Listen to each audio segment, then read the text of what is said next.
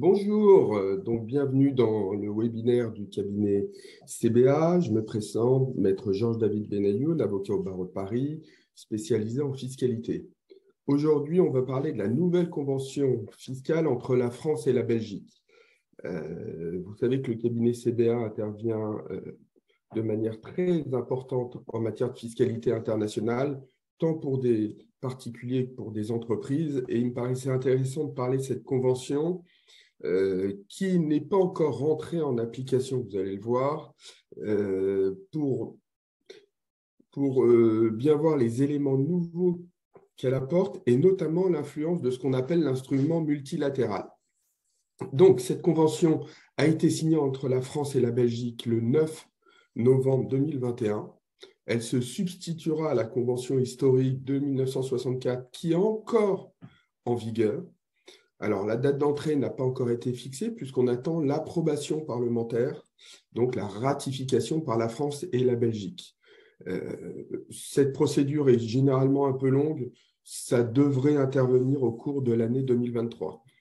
Et du coup, se pose la question, premier élément, de l'entrée en vigueur de cette convention.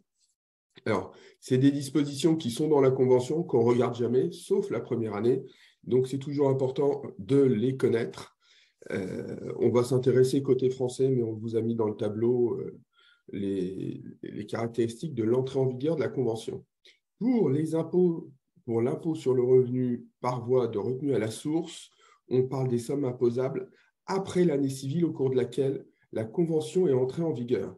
C'est-à-dire que si la convention rentre en vigueur en 2023, la première année est celle 2024 où on appliquera la convention fiscale. Même chose lorsqu'il n'y a pas de voie de retenue à la source. Alors, juste pour rappeler, la retenue à la source est un peu l'équivalent du prélèvement à la source, mais réservé aux non-résidents. Et donc, on voit bien que pour l'impôt sur le revenu, on va avoir une année de décalage. Et pour les autres impôts, on dit aux impositions dont le fait générateur interviendra après l'année civile au cours de laquelle la convention est entrée en vigueur.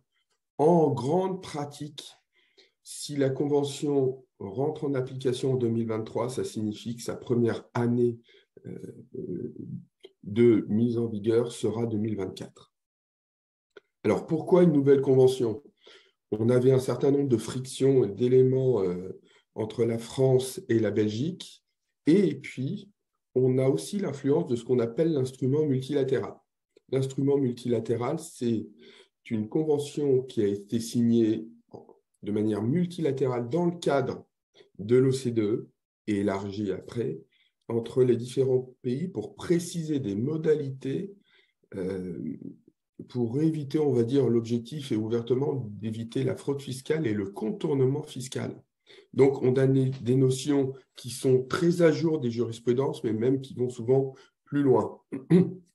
Donc, il faut comprendre une chose, c'est que par contre, cette convention a été signée postérieurement, mais elle intégrait déjà quasiment toutes les nouveautés qui étaient connues de l'instrument multilatéral.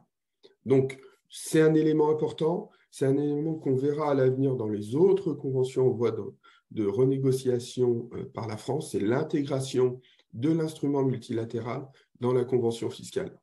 Aujourd'hui, on ne peut plus définir les relations entre deux pays par la simple convention qui a été signée souvent il y a quelques dizaines d'années. Il faut ajouter l'intérêt et les éléments liés aux conventions multilatérales et donc au fameux instrument qui est lié à l'OCDE. Premier élément, parce que c'est aussi l'élément primordial de la fiscalité internationale, c'est la notion de la résidence fiscale. Il ne peut pas avoir de fiscalité internationale sans définition de la résidence fiscale. La résidence fiscale va servir de vecteur d'imposition dans un pays ou dans un autre en fonction des catégories d'impôts. Donc, ça, c'est vraiment l'élément extrêmement important. Et là, on a des nouveautés. Dans l'ancienne convention, on appliquait des critères conventionnels alternatifs pour désigner la résidence fiscale d'une personne physique. aucune référence au droit interne n'était faite. Donc, dans la nouvelle convention, on conserve ces fameux critères. Alors, les critères, on va les répéter, hein, les trois qui ont souvent des définitions un peu différentes selon les conventions, mais qui sont souvent les mêmes principes: foyer d'habitation, durée de séjour, centre des intérêts économiques. Par contre, on précise à présent que les critères s'appliquent si cette personne, uniquement si cette personne est au préalable résidente des deux pays contractants au sens du droit interne des États. Ça veut dire quoi? Ça veut dire qu'on va aller regarder, côté belge et côté français, la définition de la résidence fiscale. Côté français, c'est les trois éléments que je viens de vous donner. Si une des trois conditions est remplie, on considère qu'elle peut être résidente française. On va regarder aussi côté belge si les conditions sont remplies. Et donc, c'est là où on va rentrer dans l'analyse de la convention fiscale. Et uniquement dans ce cas-là, si on ne répond pas à la définition de la résidence fiscale française, par exemple, on n'a pas de foyer d'habitation, on n'a pas de durée séjour importante en France. Alors, je précise importante parce que souvent, on vient nous voir, on nous explique: je n'ai pas passé 6 mois, j'ai passé 5 mois et 25 jours, et on leur explique que dans aucune convention signée par la France, à part celle avec le Qatar, on ne donne de durée précise.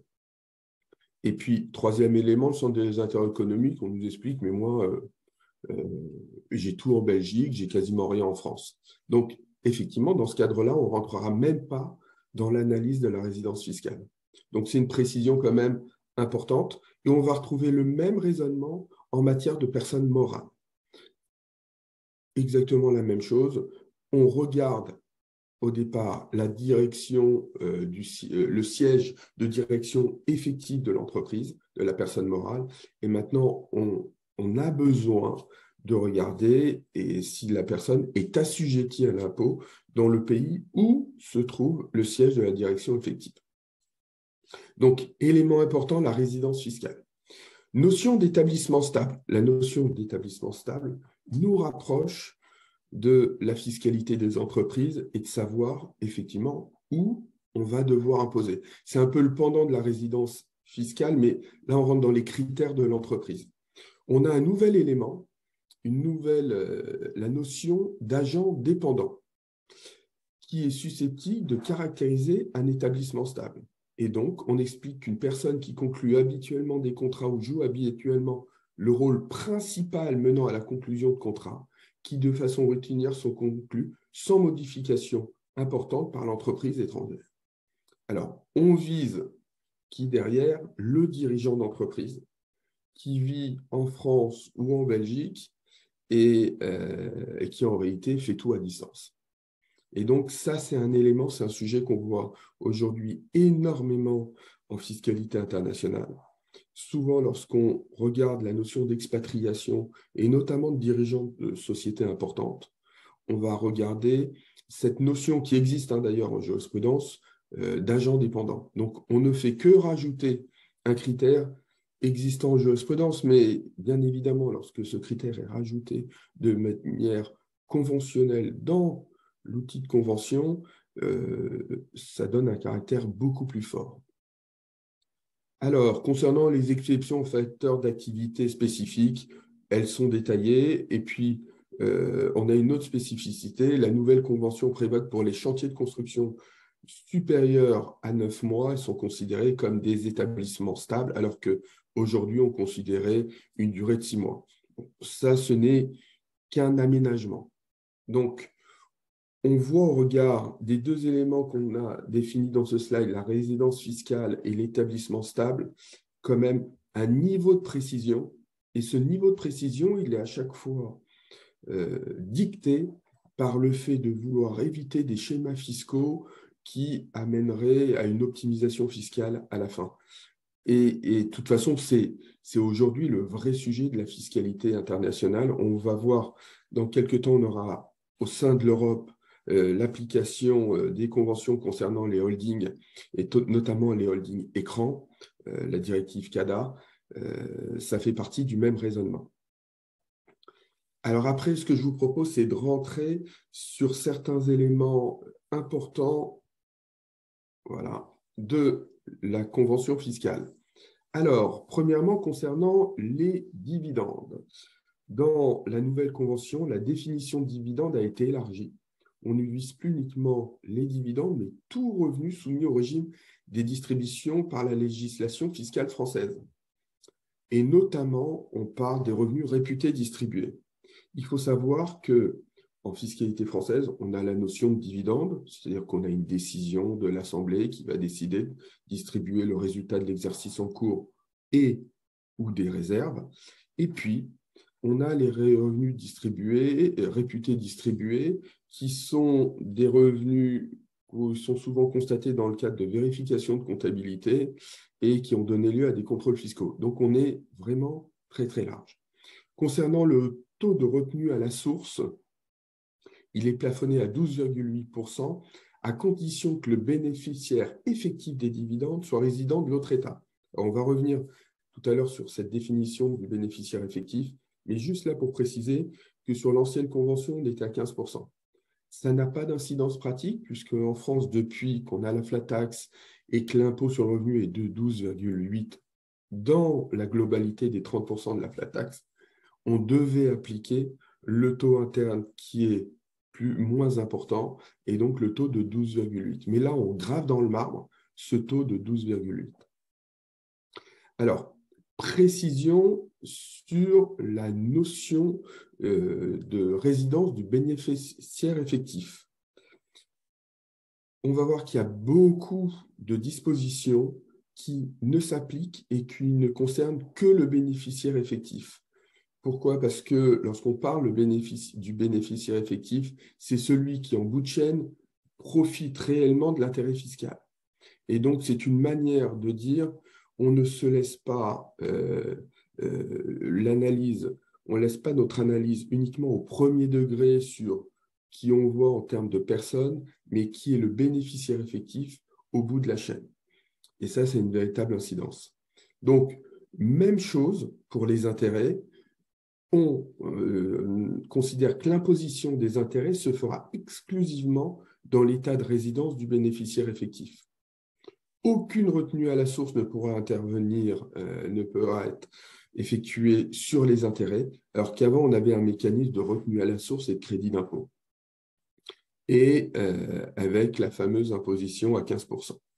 L'IFI, l'impôt sur la fortune immobilière, alors par définition, il ne pouvait pas être dans le champ d'imposition de la Convention, puisque l'IFI est apparu en 2017 et que même l'ISF était dans le champ d'application depuis 1981 pour l'impôt sur les grandes fortunes et puis plus tard pour l'impôt sur la fortune immobilière.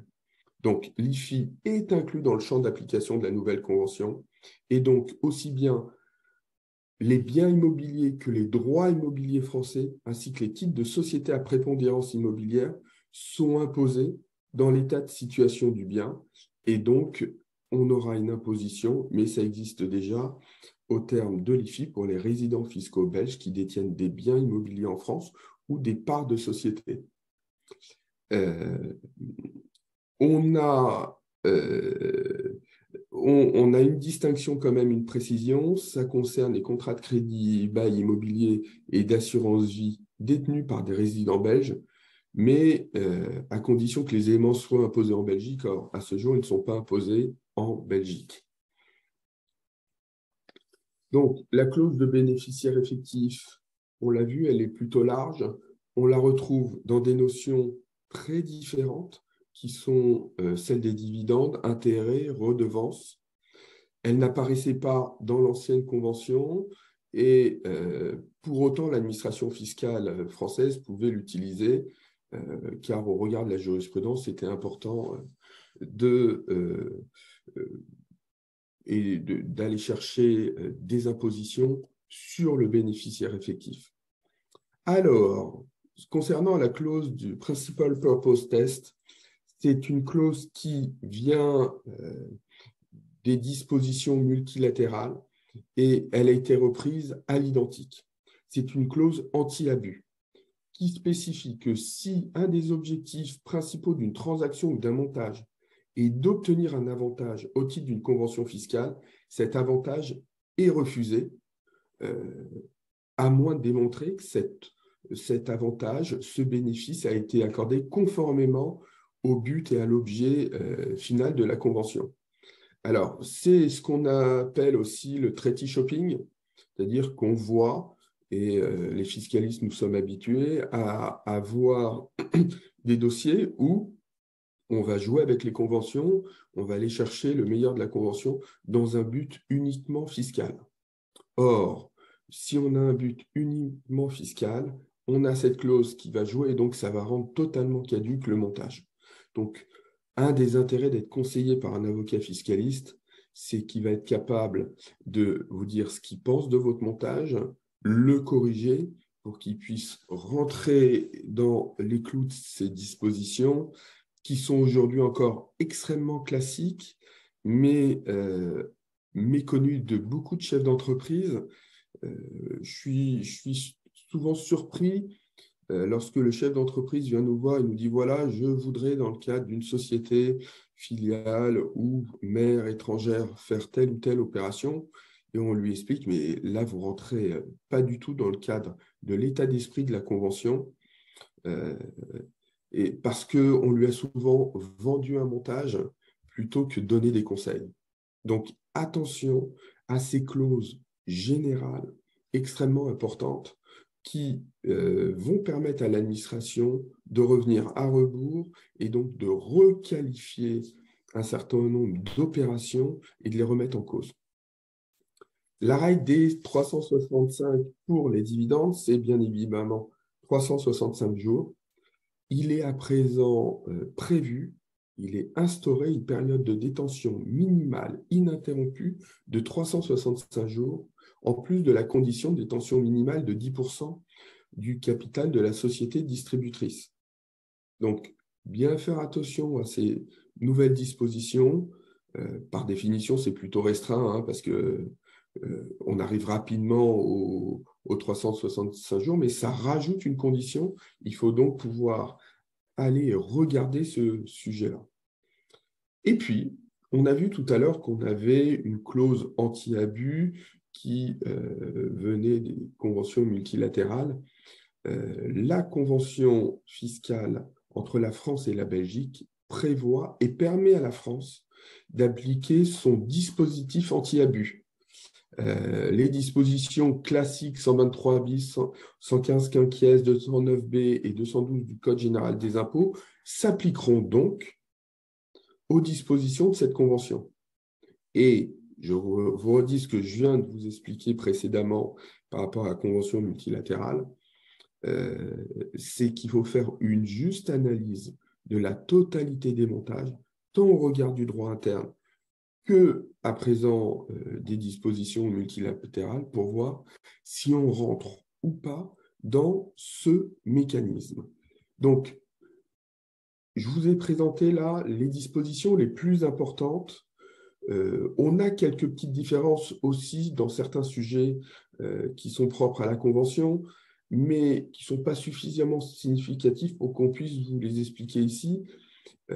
Là, on a vraiment vu les éléments importants. Ce qu'il faut retenir, c'est vraiment la notion de résidence fiscale et d'établissement stable. Et puis, que, à présent, on introduit dans le droit conventionnel un ensemble de dispositions anti-fraude, anti-abus, qui vont quand même restreindre considérablement les mécanismes souvent que l'on utilisait. Donc, encore une fois, lorsqu'on va bouger entre la France et la Belgique, lorsqu'un montage va être réalisé, jusqu'à présent, on devait analyser la jurisprudence et se poser la question, est-ce qu'on allait nous l'appliquer ou pas? Aujourd'hui, avec la nouvelle convention, c'est attention, ces dispositions sont d'application, on doit les instaurer et donc on peut vous les opposer. Voilà sur la présentation que je souhaitais vous faire. Je vous donne rendez-vous pour un prochain webinaire du cabinet CBA et je vous souhaite une bonne journée à tous.